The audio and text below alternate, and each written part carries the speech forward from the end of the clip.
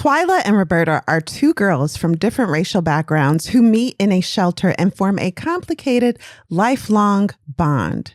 As they reunite at various points in their lives, shifting memories and buried prejudices force them and the reader, us, to confront how race, class, and personal history shape perception. The short story, Recitatif. Recitatif. We'll revisit that. The author, Toni Morrison, and you're listening to Lit Society. Let's get lit.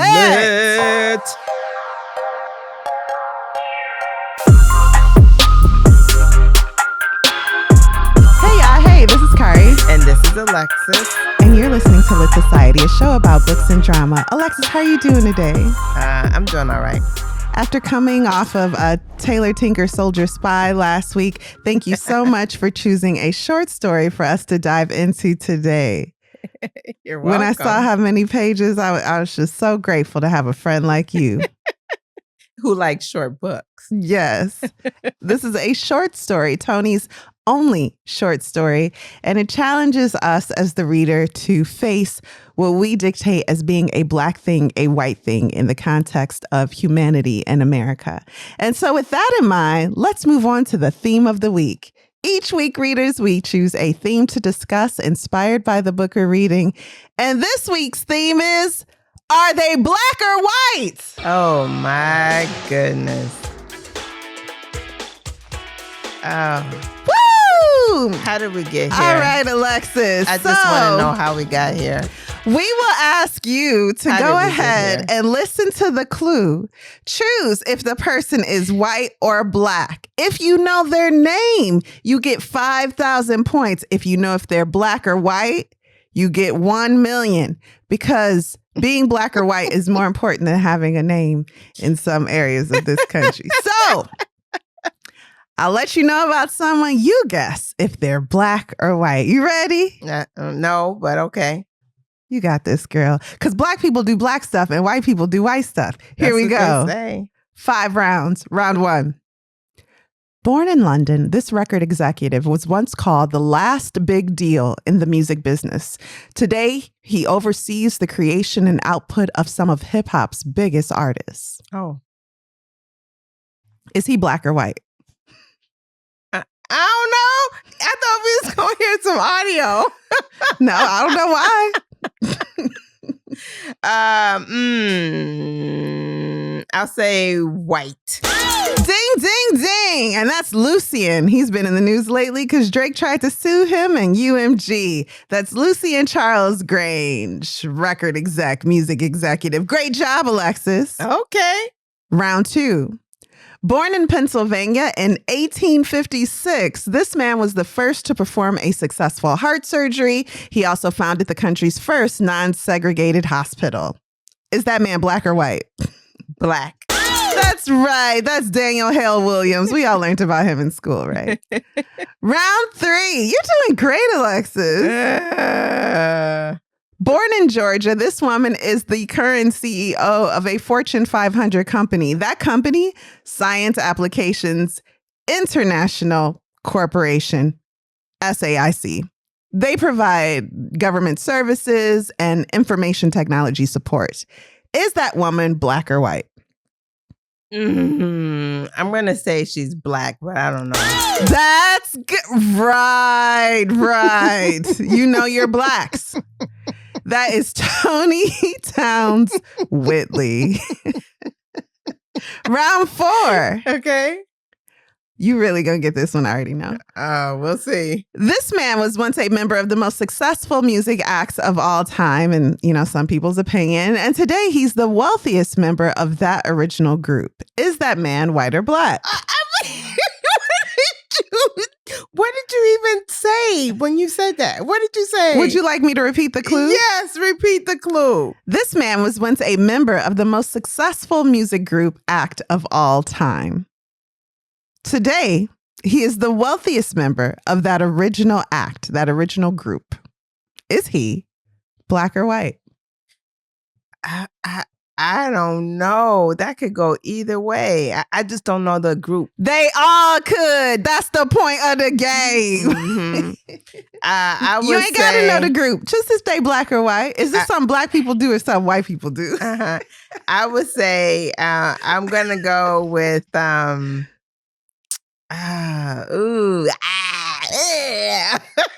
Okay, I'm just gonna say it. I'm just gonna say it. White. Ding, ding, ding. That is Paul McCartney, member of the Beatles. So I knew the Beatles, but I know you did. They? But I don't know. Are they? They're definitely white, if that was your question. No. Round 5. Oh, it's not over yet? Our final round. You're doing great. And if you win, I forgot to tell you your prize. Yeah. You get your black card back from telling me you don't like greens. Round 5. I've changed. Oh, you like greens still? Well, a certain kind. Okay, so like I said. Round 5. Born in Tennessee, this man holds 20 patents today, including 3 for PCs, personal computers. And his work helped introduce the first color PC monitor. Is that man black or white? Black. That's right. Do you know his name? I don't know his name. You answered with such confidence. That is computer scientist Mark Dean. Because I know the ones that are black, I know them as black people. So that's why. Let's continue on to this week's book. You want to take a break? Yeah, let's do it. All right.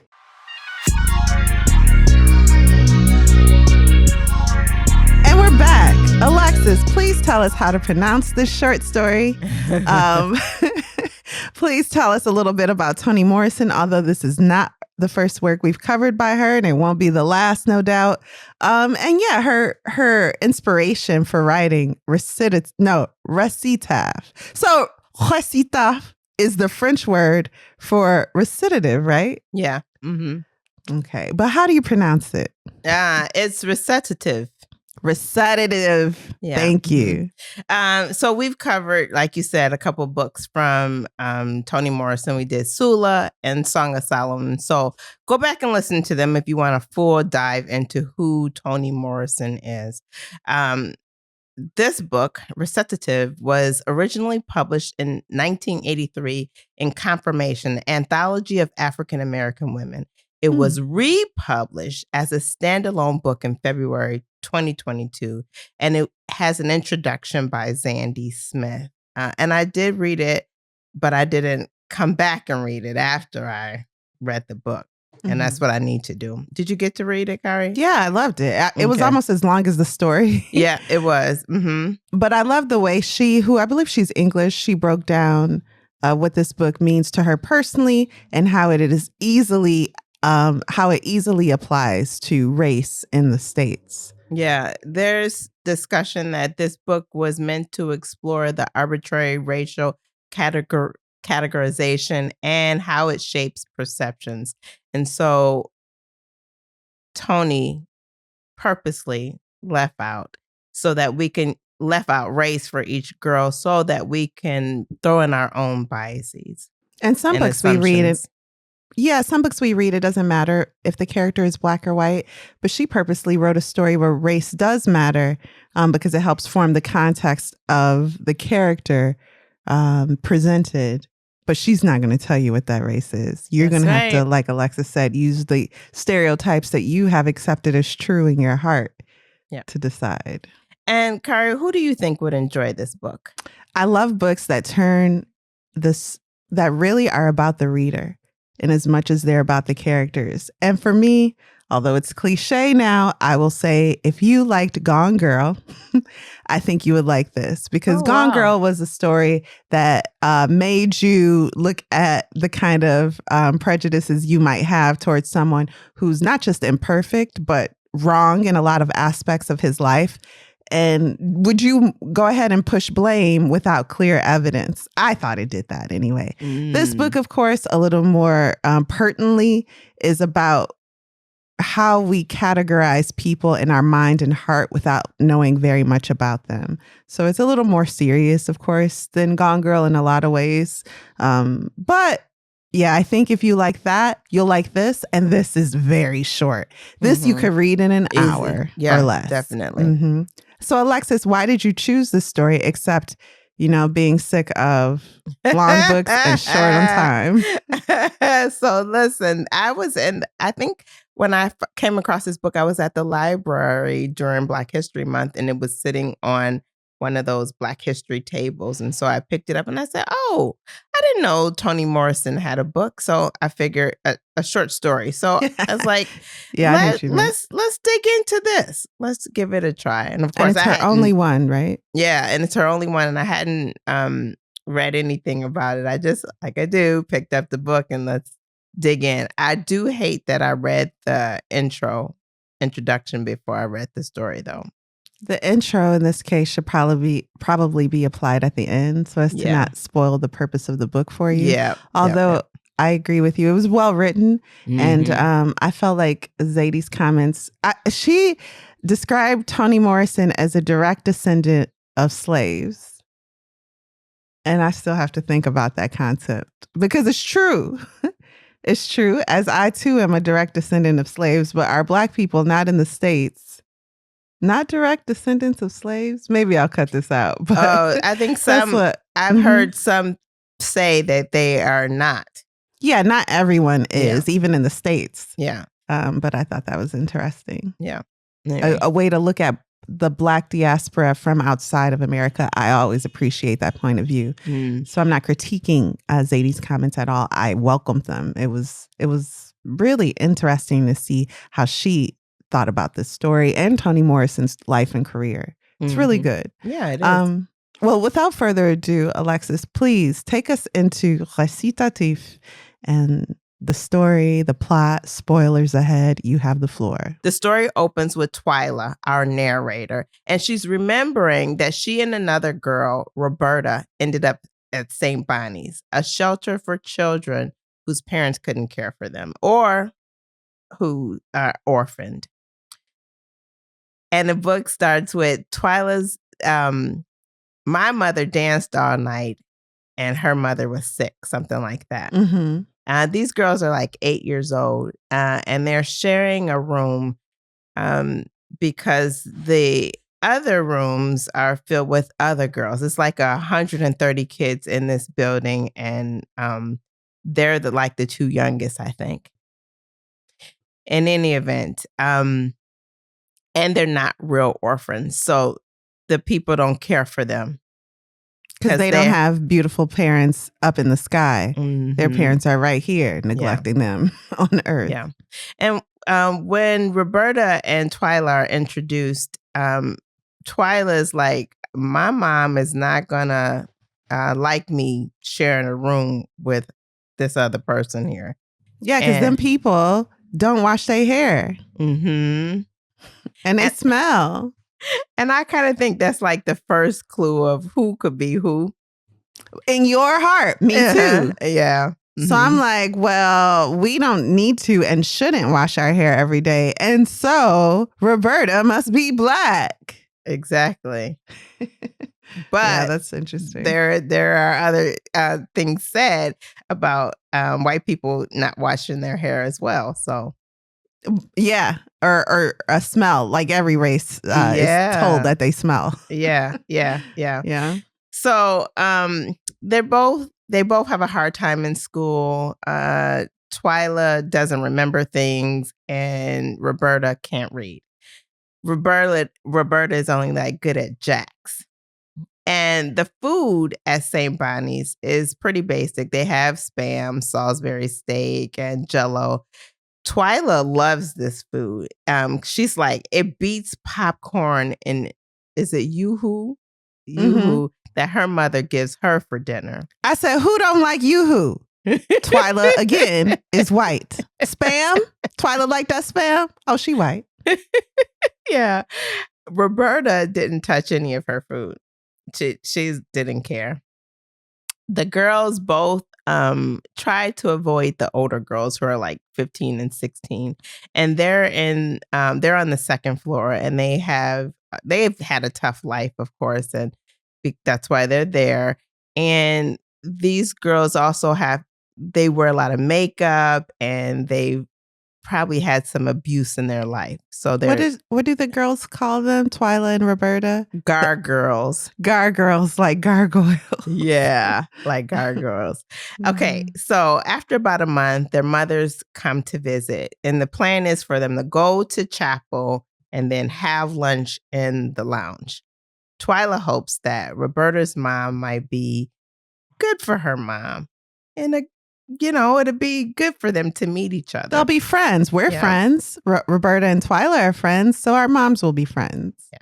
Roberta's mom is like, which one is Roberta? Roberta's mom is, right. Roberta's mom is big. She's a big woman. That's Twyla's mom. That's Roberta's mom. That's not Roberta. That's Roberta's mom. So I thought Roberta's mom was like holier than thou, and Twyla's mom was a great big woman. That's Roberta's mom. Oh, see? Roberta's mom is a big woman, and she's got a Bible under her arm, a giant Bible under her arm, and a cross. She was like about 6 inches each way on her chest.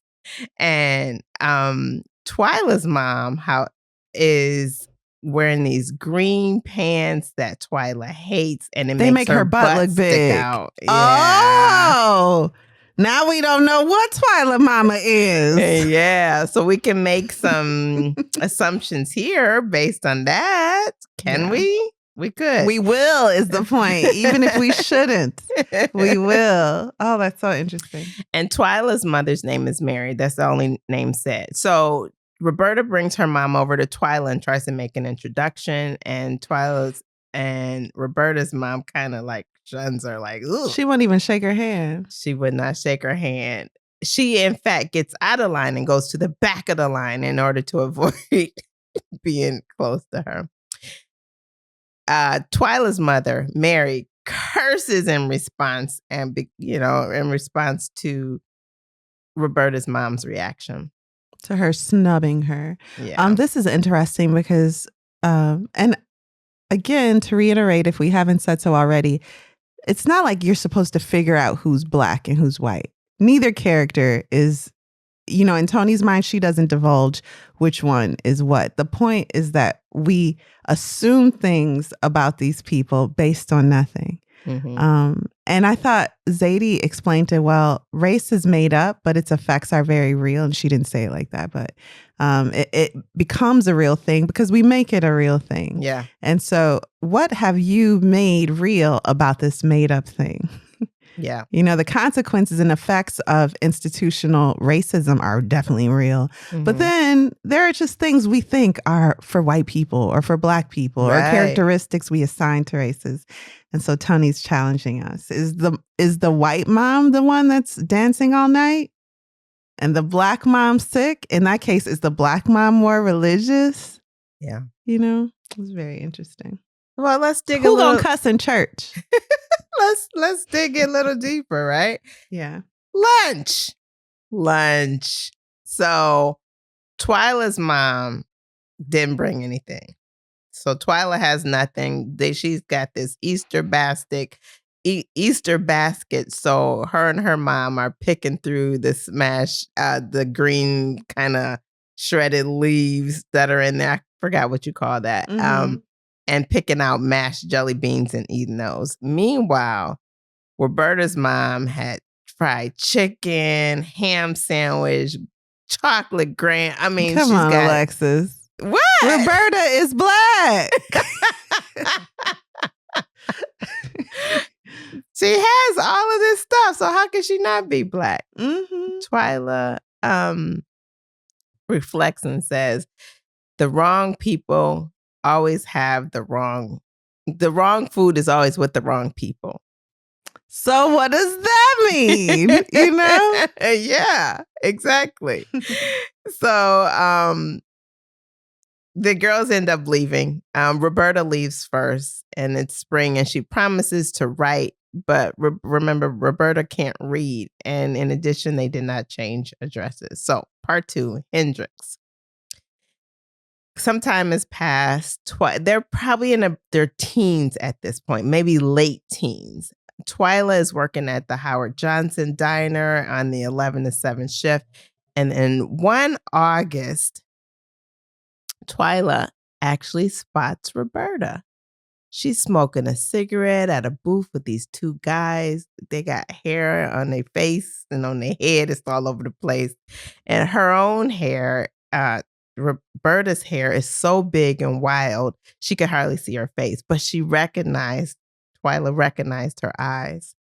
Roberta had on this powder blue halter and shorts outfit and earrings the size of bracelets. Twyla waited for a moment to approach, but then she walks over to the booth and she's smiling. She's happy to see Roberta. And she wonders if Roberta will remember her, well, or even if she wanted to remember her. Twyla says Roberta's name, and Roberta just looks and is like, wow, you work here? She's so rude. She's like, yeah, wow. That's all she says. And Roberta and her two companions seem to have like a private moment of mocking laugh at Twyla's expense. It left Twyla to feel a bit left out and uncomfortable. And she kind of looked at her Howard Johnson uniform and her hair shapeless in the net. And she just kind of tries to find a quick out. So Twyla expected to be invited to sit down, but after that little fiasco, she knows that's not going to happen. So they're like, instead, she's like, kind of, what are you doing? And Roberta says, oh, he's going to see up to the coast to see Hendrix. And Twyla responds, Hendrix, that's fantastic. What is she doing now? And of course, everyone laughs at her. It's like, no, Twyla, Hendrix is you know what? Never mind. Exactly. And so now she like, let me get out of here even faster. And so she just decides to dismiss herself. And she does that by saying, so how's your mom? She's still sick. She's still sick. And Roberta's face kind of cracks, you know, from this. I think it's like dropping because she's asked about her mother. And Roberta's like, she's fine. How's yours? And Twyla says, pretty as a picture, and turns away and kind of walks out. All right. So that is part 2. Part 3, married. So it's now been about 12 years. Twyla is married to James. He's a firefighter whom she describes as comfortable as a house slipper. They have a son together and they're living in Newburgh. Newburgh is where her husband's family have lived all their lives. Twyla talks about the behaviors of her in-laws. She says her mother-in-law likes to put jelly in cucumbers and buys butter wrapped in cloth from a dairy. From a dairy. They talk about Newburgh the way people who have always known a home. She shares a bit about what Newburgh is like now. Yeah. Half the population of Newburgh is on welfare, but to her husband's family, Newburgh is still some upstate paradise of long past. There's magnificent old houses that have been ruined by squatters.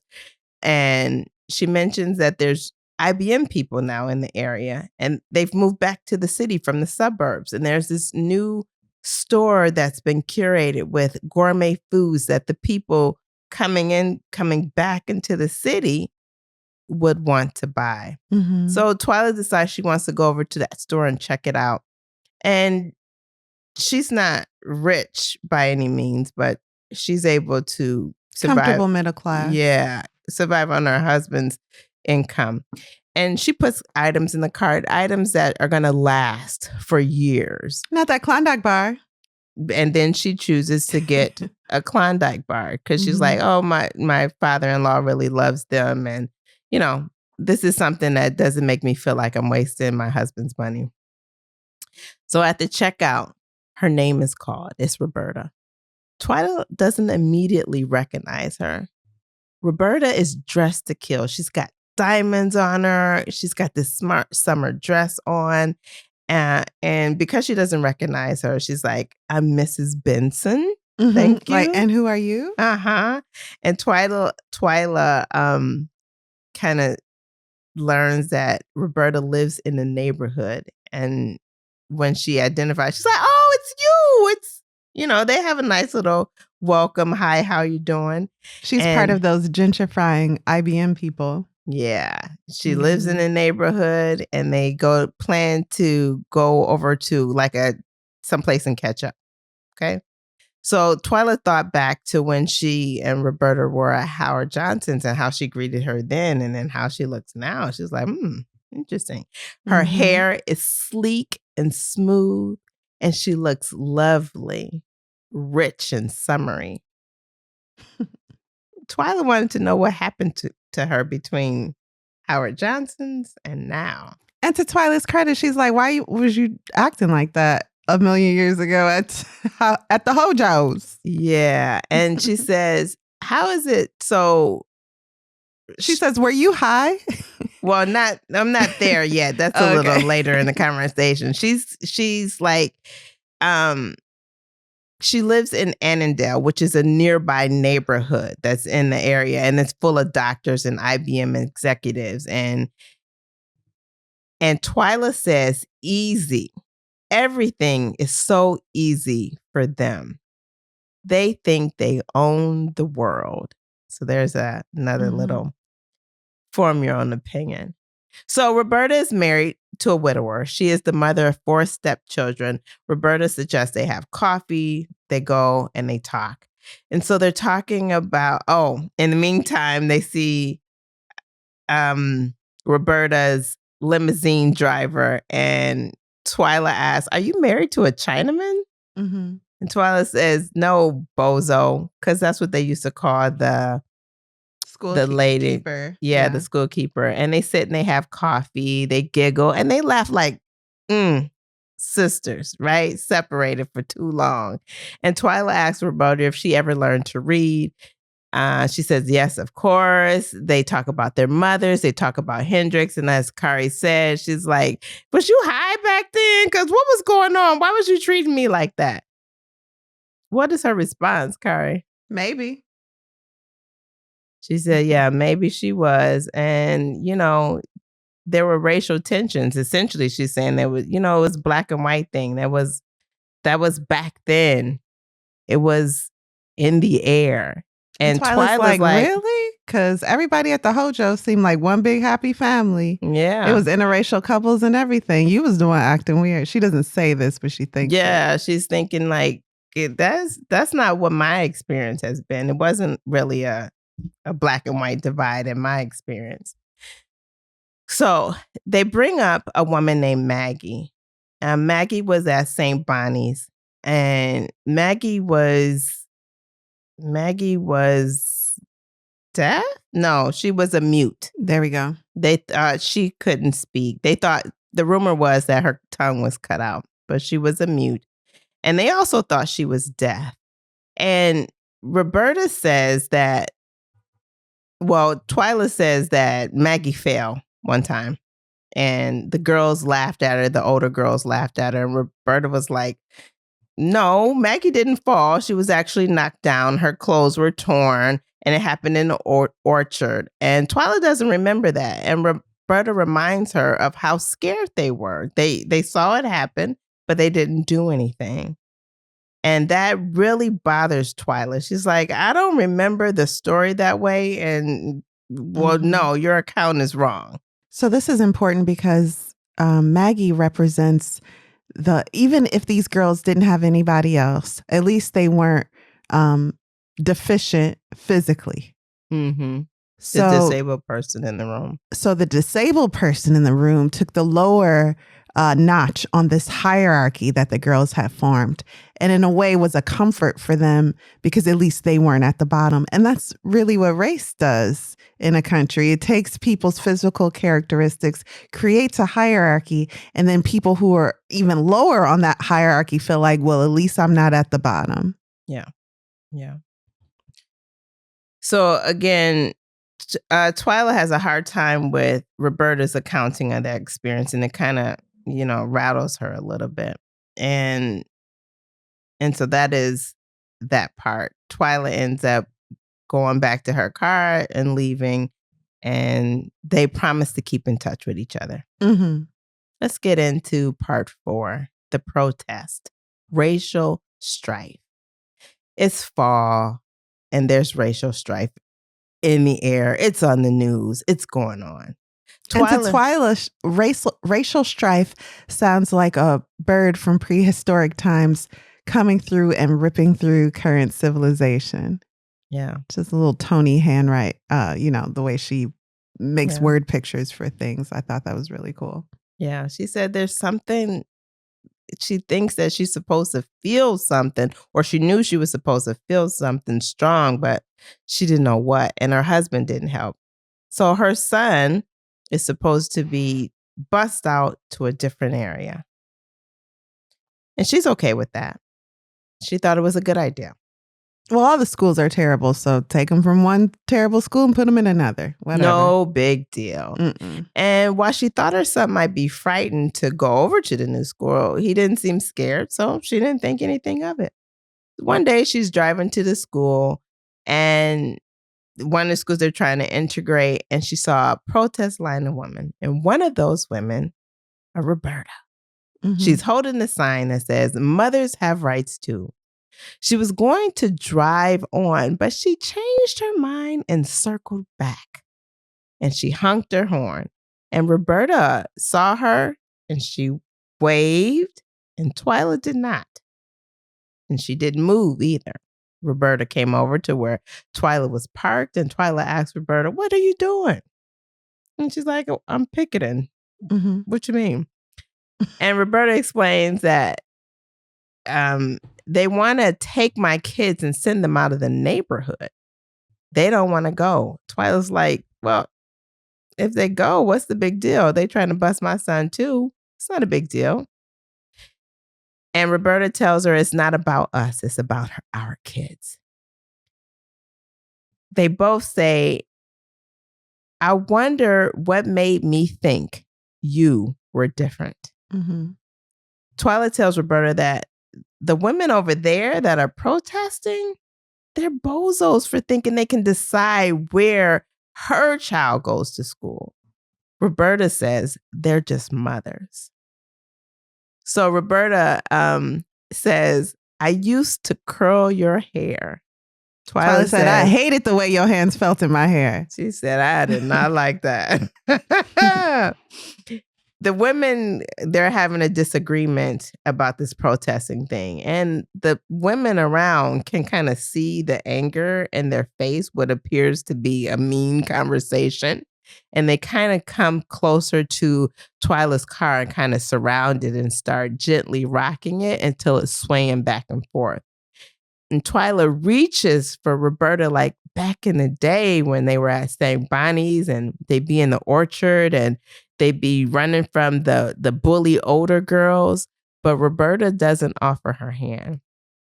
And eventually Twyla gets relief because the police come over and tell the women to go back over to their protest line. Mm-hmm. As Twyla tries to leave, Roberta stares at her and says, "Maybe I am different now, Twyla, but you're not. You're the same little state kid who kicked a poor old black lady when she was down on the ground. You kicked a black lady and you had the nerve to call me a bigot." Twyla's like, "Maggie wasn't black." Roberta assured her that she was, and that they both kicked the black woman who couldn't even scream. Twyla calls her a liar. Roberta tells her she's the liar and tells her to go home and leave them alone. Mm-hmm. Twyla drives away. Well, the next morning, Twyla makes a sign that says, "And so do children." And people are like, what is your sign about? Who's "and so do children"? And she's like, no. See, one lady over there across the street has a sign that says "Mothers matter too." And so I'm completing her thought, and I'm saying, "And so do children." And they were like, "You sure you want to stand with us?" Or I thought this part was really funny because every day, or if Roberta has a different sign, Twyla has a sign to match it. Every sign that Twyla makes is in response to Roberta's sign. And so she looks like a Toni- kook. And hasn't Toni here described race relations in such a perfect way? Absolutely. Without that push or pull, each side has nothing to fight for. You know what I mean? I won't say each side because people want to be treated as humans and have all the rights they feel like they are entitled to. But the idea that people don't deserve that, and then you say things that don't even make sense just to be contrarian to the cause. You know what I mean? That's exactly which we've what definitely she was seen doing. in the last few years. Oh, your life matter? No. I got another one for you. I have another saying. And people are like, what does your saying mean? Well, it only makes sense if you look at that other saying. But when you look at the other saying, you're going to know what I'm saying. Like, come on. And that's exactly what nonsensical. those signs were like. Yeah. Exactly. So eventually, Roberta takes a lunch break. And now this happened over, it seemed like a week maybe, because there were signs and there was confusion about Twyla's sign. And one day, Roberta takes a lunch break and she doesn't come back. And then Twyla stopped coming because nobody understood her signs unless... Anyway, they didn't understand her signs. Unless but you even saw more Roberta's so. sign, you wouldn't understand Twyla's sign. And I feel like Roberta or Twyla had a particularly nasty sign, which is what made Roberta stop coming. Oh, yeah. This is true. I don't remember what that was, but I agree with you. Mm-hmm. Anyway, when Twyla's son graduates, she looks for Roberta and she doesn't see her. The kids are like out of school for weeks, but eventually they go back, and then Twyla's son graduates, but she never sees Roberta after that.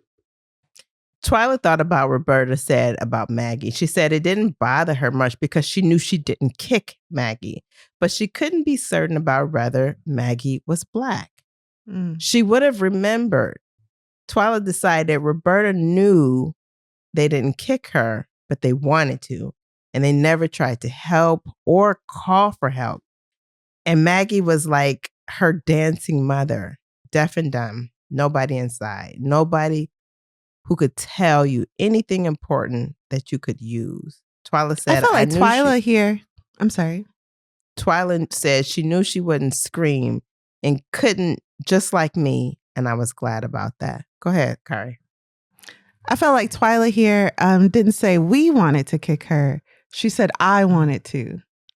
So she was taking personal responsibility for the hate in her heart that had developed for this weak woman, as she saw in that woman her own state, having a mother that wouldn't care for her, that spent all her nights dancing instead of caring for her child. She felt some hatred and she wanted to transfer that into abuse toward Maggie. And that's interesting considering what we'll find out toward the end of the short story. Okay.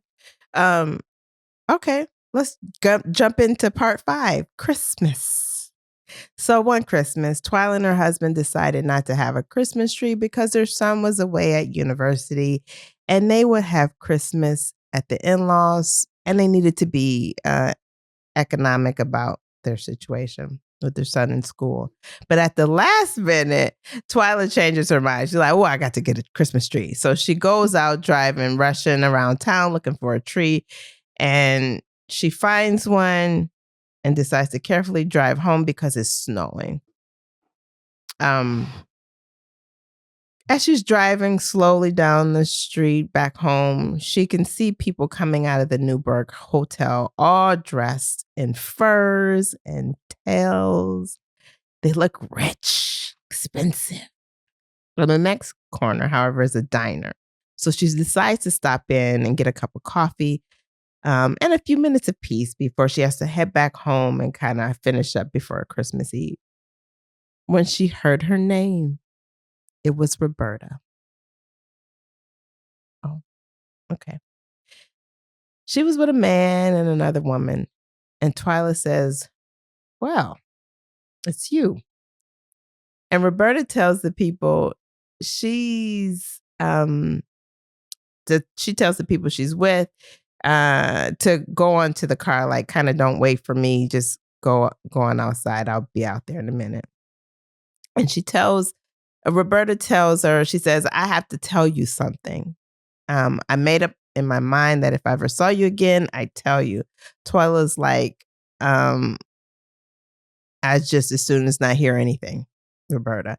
It doesn't matter now. And Roberta tells her it's actually about St. Bonnie's and Maggie. Roberta tells her that she really did think Maggie was Black. She did not make that up, but she can't remember for sure now. She just remembers that Maggie was old and she couldn't talk and that she thought she was crazy. And she tells Twyla, you were right. We didn't kick her, but I wanted to. I really wanted them to hurt her. She said, I did say that we did too, that we kicked her, but that's not true. And I don't want you to carry that around. Twyla tells her that they were just 8. They were 8-year-old girls. They were lonely. They were scared. And Roberta tells her, well, that's all I wanted to say.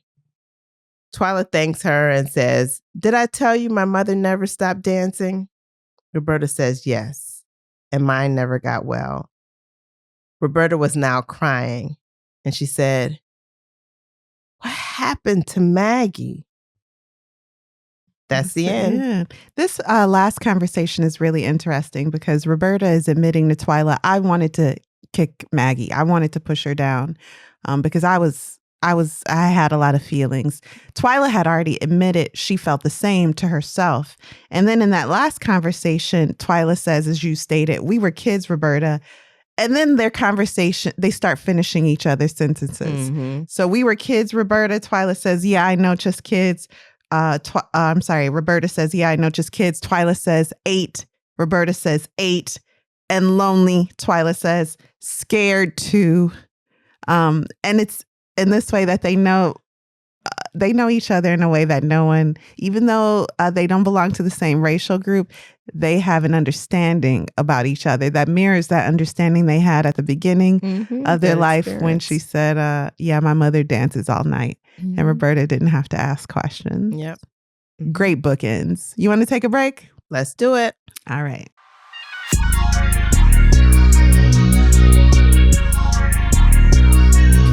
And we're back. Woo. Kari, so we covered our short book, a short story by Toni Morrison. Yeah, we did it. What are your thoughts? Would you recommend the book? Yeah, I would recommend it, and I really enjoyed it. That sign in the end, by the way, Roberta started carrying a sign that said mothers matter too, and then Twyla was carrying a sign that said, how would you know? So if you just see someone walking with a sign that says, how would you know? It's like, even people amongst her group were like, that doesn't make sense. She was like, but if you saw that other lady's sign, you see. And she had to admit to herself, nothing I'm doing here makes sense without what Roberta's doing. So it was a really great way to look at race and how it is so silly, although being so serious. You know, it does matter in that there are consequences for these stereotypes that people carry in their minds and hearts. So it's a serious thing, but it is truly foolishness. So that was interesting. I also appreciated Zadie's introduction because she talks about something that we've brought up before is when you get attached to this idea of Blackness or whiteness, it is very hard to understand that this is a made up concept that you are being attached to. Also, some people feel like history is a very personal thing. They don't want to talk about the truths of history and how it pertains today because that makes them uncomfortable. And why should they feel uncomfortable? And Zadie says, imagine thinking that history is a personal attack on you instead of something that just exists. And we all just deal with it or carry it or whatever. We move on from it, or we should. So I thought Zadie's introduction was a perfect intro for this short story. And again, all of it is very, very easy to digest in a short afternoon. So I really enjoyed it. I recommend it. It's not heavy-handed, although I know discussions about race can be very tiresome for a lot of people, Black or white, in this country. And I get that. So we were a little silly today, but this book is not heavy handed. It's not like how we felt after reading, Cast. This is something that should help us be introspective, which Toni does so well in her writing, making the reader look at themselves and be honest with themselves about how they think. And it does it without accusing you of anything. You're accusing yourself. Yep. So I love that. Alexis, what about you? Would you recommend this book? Or a short story? Did you enjoy it thoroughly? Let us know. Yeah, I really enjoyed it. I liked making the assumptions about the race. And then I said, why does it even matter by the end of the book? And that's the point. But it does in this context, because we want to know, is she working at Hojo because she didn't have the opportunities that she should have had? A bright girl like her. We want to know, did you marry that? Is life easy for you because of your race and because of the way this country is set up? We want to know. I don't know. But do you matter as a mother because of your race? And how would you know? What does that mean? That part I enjoyed the most because it was so like, I got a sign too. It's just angry. But it's like their interaction with Maggie, their rage was being misapplied. Yeah. The rage that anger is never something you want to give into. But they should have had anger because they were abandoned. Their fathers aren't even mentioned, and their mothers are living here on earth, not taking care of them. So that anger is going to be natural. So definitely a good book. Definitely would recommend it, even to those who don't read, because it's a thinking book. And it makes you aware of your own biases and racism. Indeed. So yes, definitely would read it again, would recommend it. I'm actually going to go back after this and reread the intro, because I read it the first and I hate that it would feel too much to me. And then I want to read it now that I've fully digested the story. So that's it. Indeed. Well, Alexis, thank you for recommending this book for us and putting it on the schedule. What are we reading next week? You guys, again, I'm so sorry. It's not. So I'm apologizing to Team Literati because we don't have a schedule published and it's all my fault. But I don't want you to think I'm not reading books.